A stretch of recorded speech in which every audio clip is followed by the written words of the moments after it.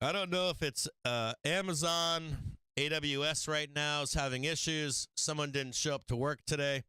They're like, fuck you, it's Father's Day.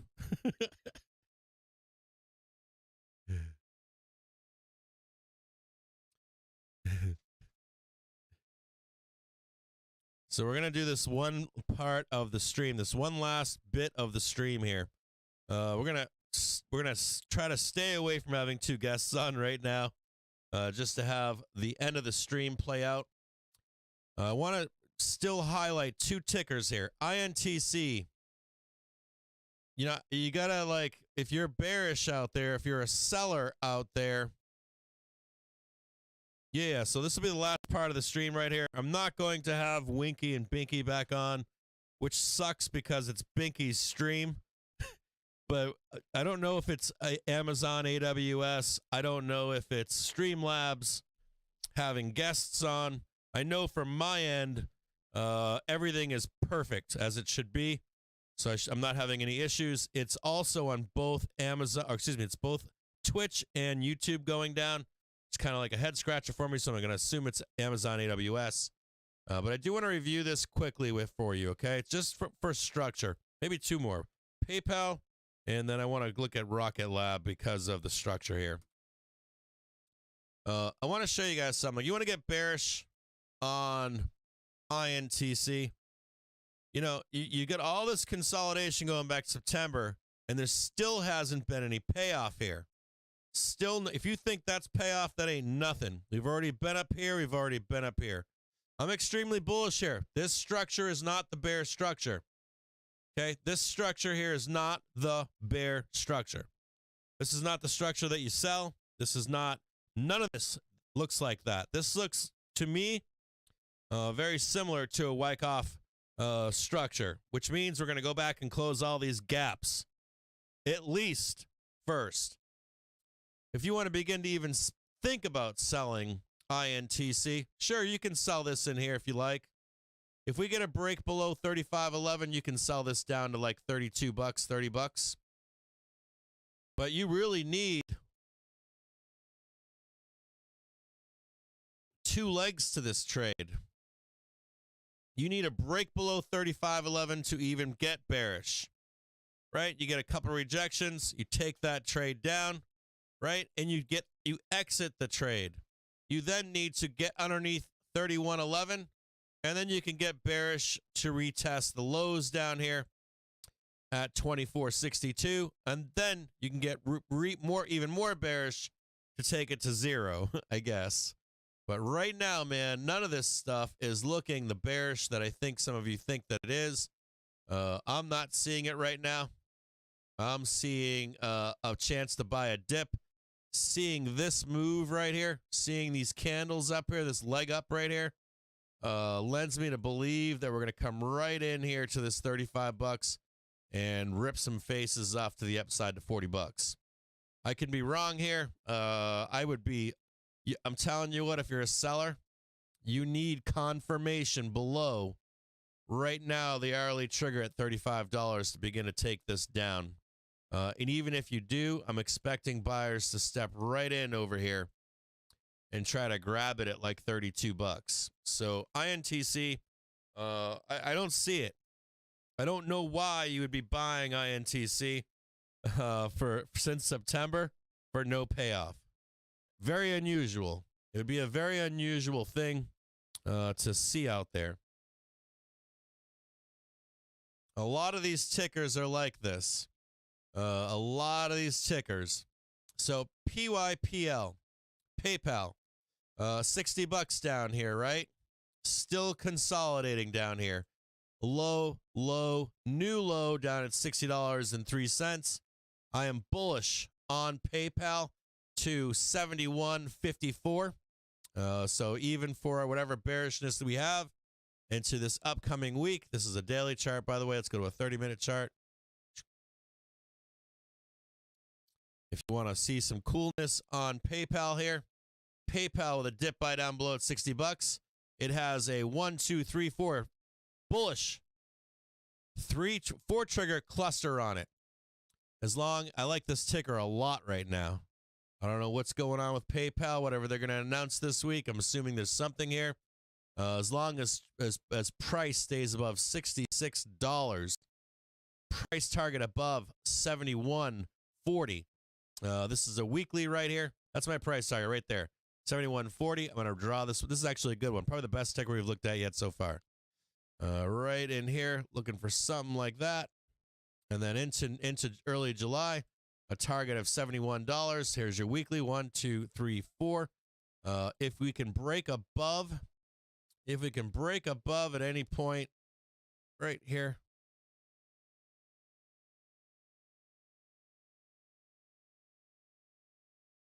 We can break above here, right, just like that. Come back down. Start making our way higher on PayPal. You can see it right here, right? There's your yellow on PayPal, right? You're just sitting right there, baby. Couple down days, bam, to the upside.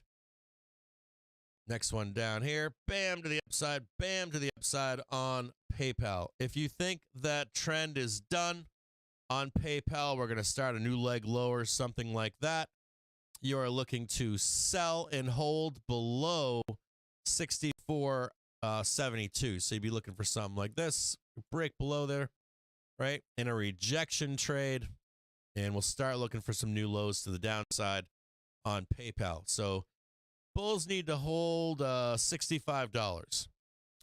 Bears need to sell 65 and reject at least twice for new lows on PayPal. If you're looking for new lows on PayPal, you're going to be checking out. We have our last one was 60.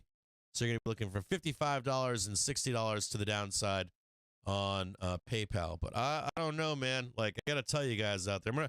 I want to talk about a specific ticker right now. That's Rocket Lab. And we're going to look at Rocket Lab here. And the reason I want to talk about Rocket Lab is because, so here's Rocket Lab. We had a conversation about Rocket Lab this week. And historically, if we're in a bull market, so we have this first initial run up, come back down, retest the weekly and the daily. This tells you we're bullish, right? We rip faces off up here. The larger run is the second test. So you have the larger move, right? The late stage move. You have your first check here on weekly and daily trend with the hourly. Your second one, though, comes back down here and tests right here. Right? You get that 1, 2, and boom to the upside. Sometimes it takes 3, like 1 here. That would be end of summer, July. And then you get a face ripper into the end of the year. Now, either way, whenever we successfully test these dailies, look out to the upside. If you're a bear out there, man, you can be bearish. But if this retest is successful, if you see like, hey, market selling off next week into the 23rd, and you see this get bought here coming into the following week, and you begin to see something like this in a July in here, right? Not even July, man. I mean, this could happen like this week, 24th, 25th, something like that. I'm hard pressed here. Really am. I'm hard pressed even seeing that end of month weakness. So be conscious of this stuff. If you're bearish in the market, Rocket Lab might be a good indicator of this too. It's one of those tickers where if you're like, hey, I'm bearish in the market cap, you're wrong. We're going to crash this thing down. Like it's $4, $4.54, something like that. You'd want to be seeing like weakness into like a weakness here, right? Blast down, get underneath the weekly here, right? 1, 2, and then we start our continuation to 0, I guess.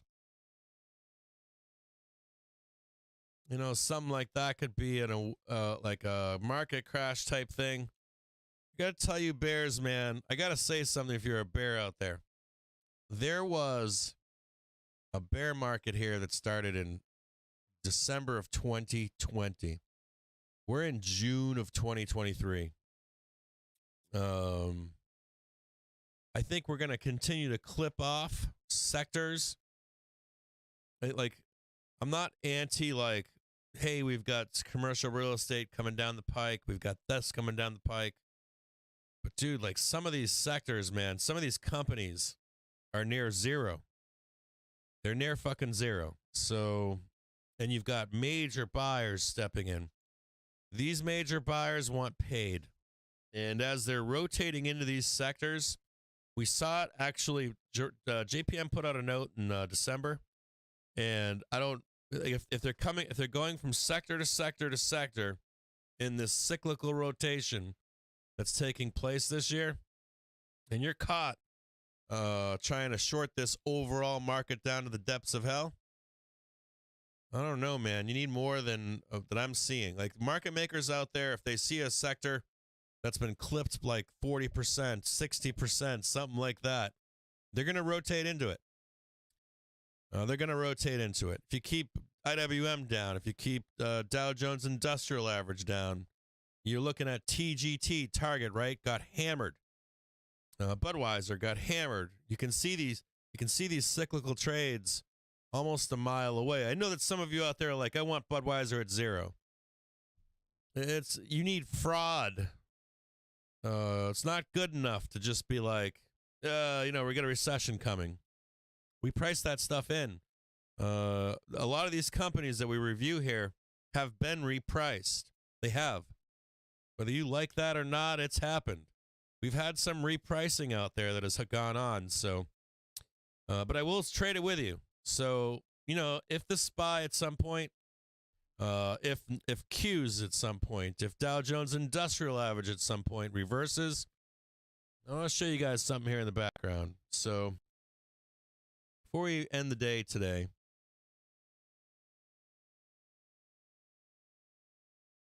be conscious out there of what sellers tell you. Like I might just want, like, let's say I'm a sell side, right? Or I'm a seller. I'm going to tell you we're going to crash so I can just get my 100 points.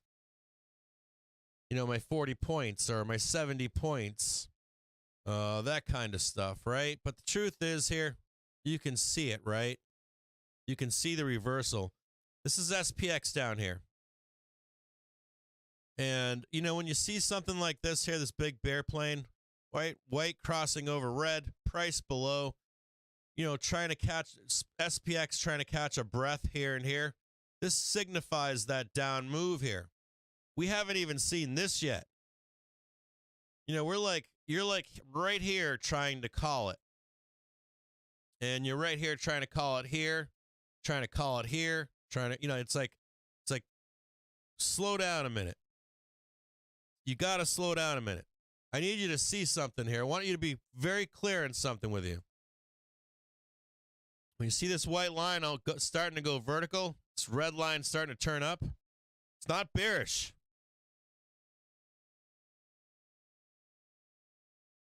Like you start calling shit like, hey, I'm super bearish. You need to see first like a roll here, you need to see like, it's like something like this here.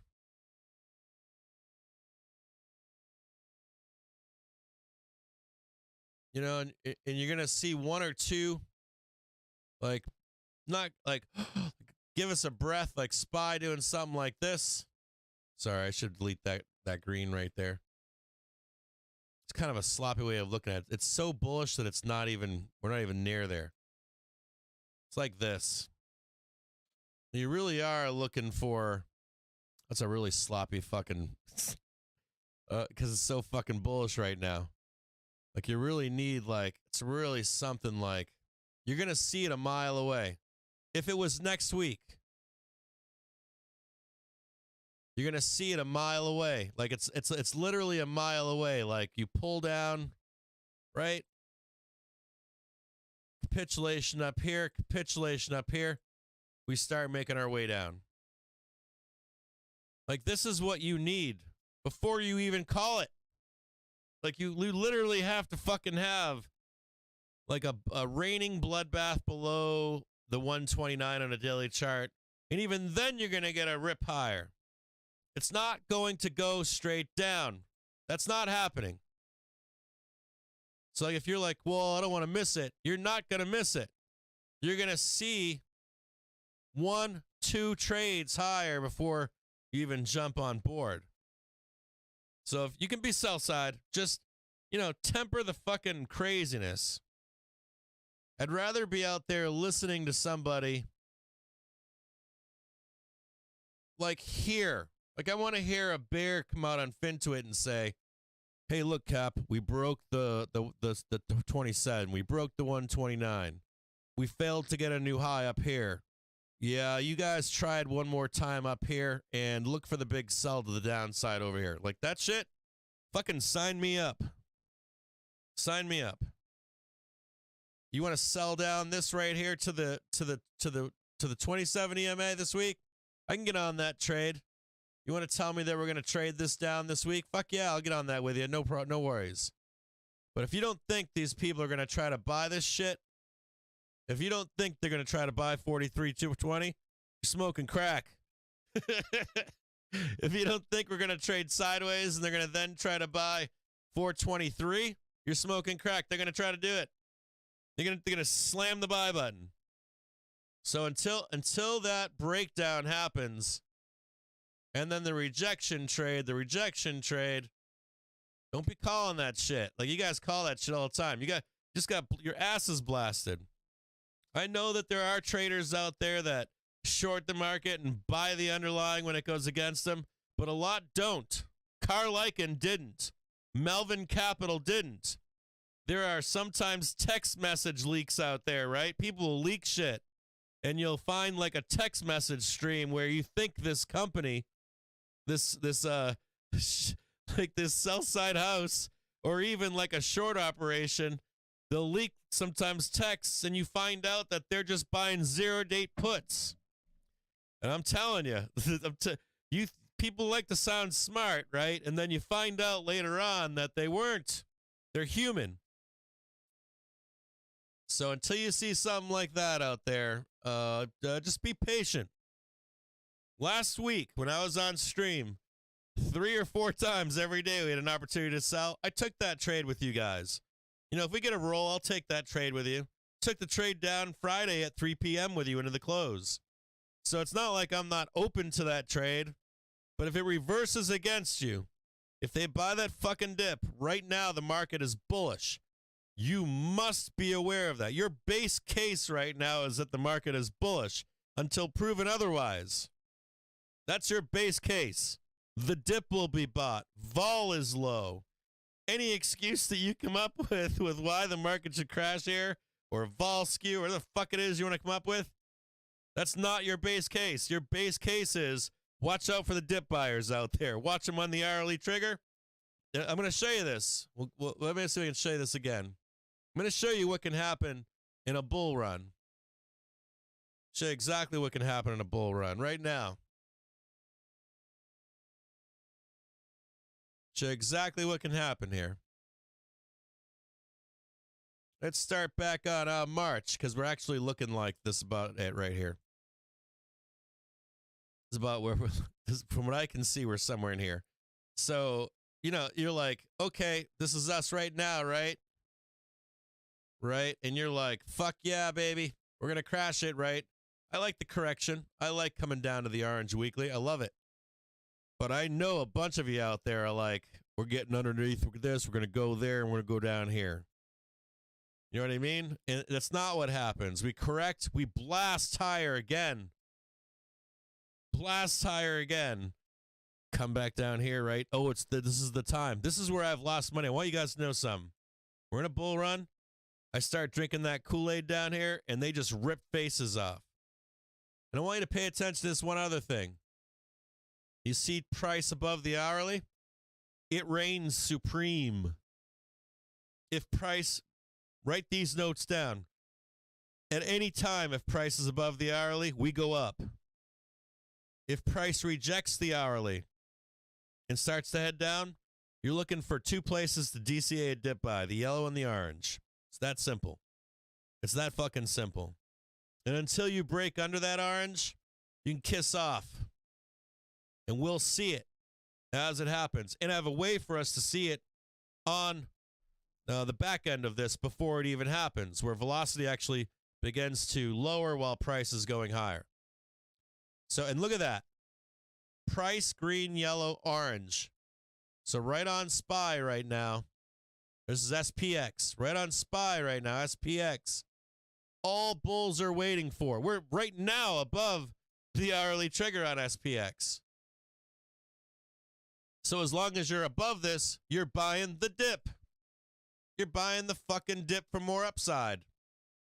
You put a stop underneath, right? Or you buy some cheap puts. If we break below and start rejecting here, sure, I've got some cheap puts, no problem. I closed my longs, no problem. Oh, you're going to give me a dip buy down here at 425? Woohoo! Get it? I'll do it again. And then I'll do it again down here on this weekly. Like, you have made no progress as a bear here. It's just another opportunity to buy the dip. So hopefully once a month we can get down to the daily and we can correct hopefully a couple more times this year to the orange line. This is not bearish structure here. This is bullish structure. These structures usually last anywhere. There's a couple outliers where they're like 6 months. The vast majority last 9 months, a year, 2 years, 3 years. So there you go. And I'm a bull, so what do you want me to say to you? Please, please, please trade me to 412. Someone over the weekend brought up something that said, over the weekend I read an article, they said, we're going to have a correction, a crash. And I go, okay, what's this guy saying? 15%. I'm like, do you guys remember when fucking 15% was or 20% was at 350? Mike Wilson calling 3,200. We're fucking trading 440.40. We're moving the goalposts. Snap out of it. You got to snap out of it, because if you don't snap out of it, when it's done, you're going to be at the top trying to long it. You're going to give back every fucking dollar you made short in this market. So be aware of that. If it rolls and we start to get bearish, I'll tell you. Until that happens, please give me a dip to buy. I hate right now having to buy this hourly trigger. I buy it, but it's like weeklies and dailies and zero dates. My favorite thing to buy is down here. This daily down here, man. Just give me one of these so I can go all in. Down here so I can buy that bad boy. Come down here so I can buy that bad boy. We're all chasing right now. Be aware of it.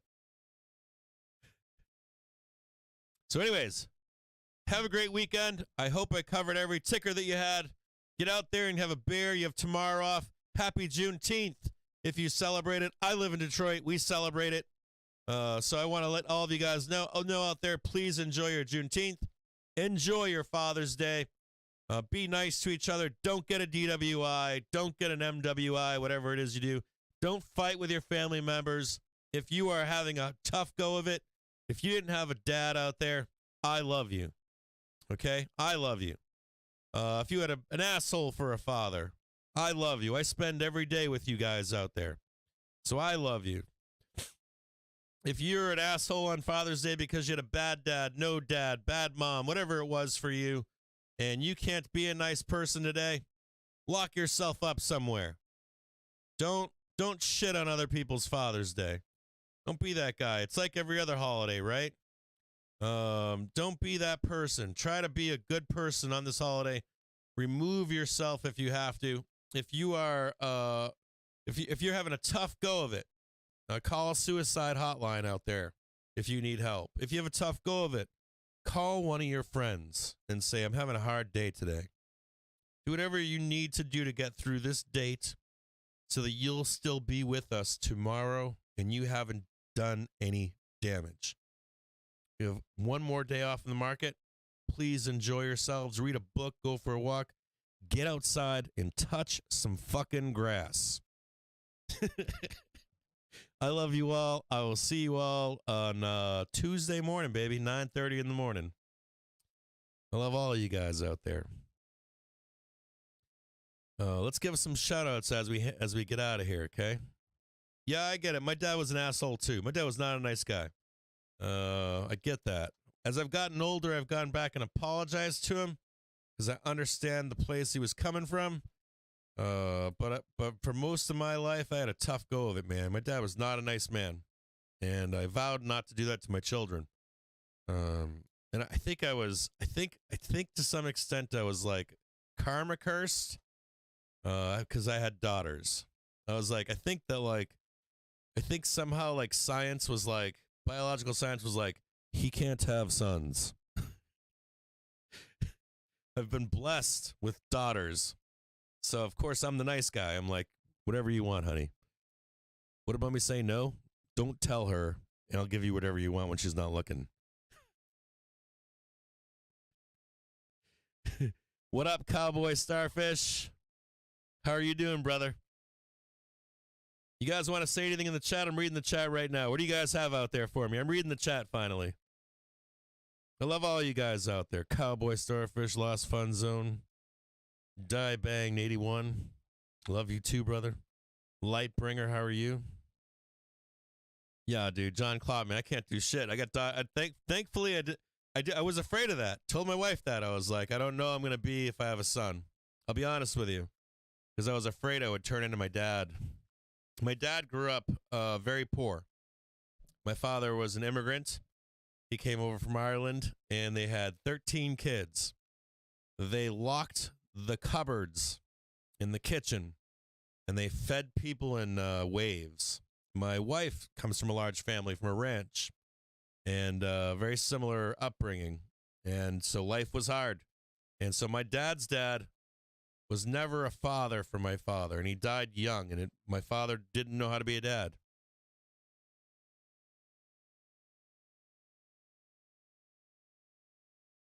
Hell yeah, baby. Loaded up on so I got drunk the other day. I was like, I went out some friends. So I live in Detroit. They've got these, what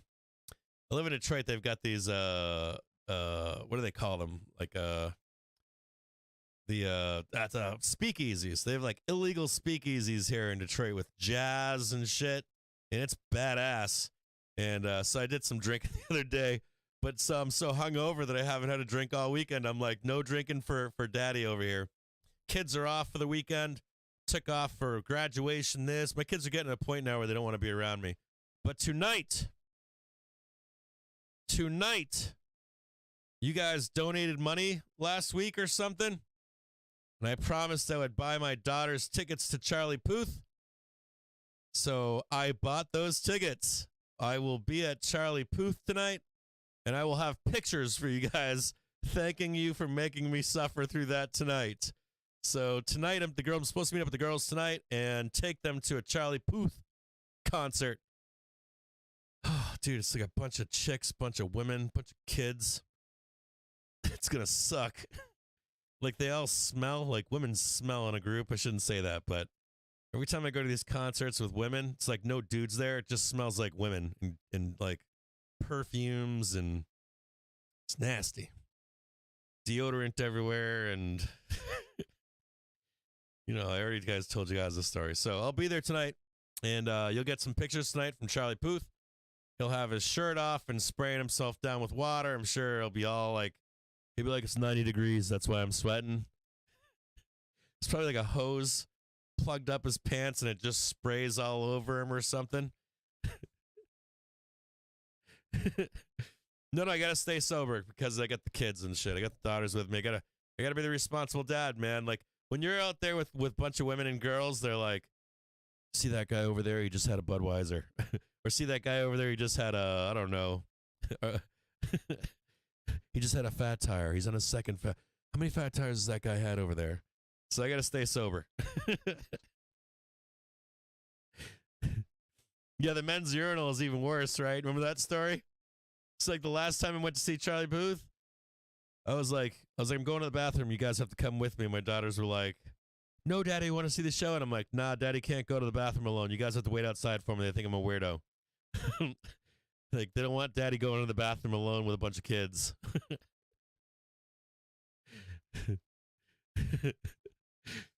So I'll see. So you always have the kids with you. If you have the kids with you, you're safe.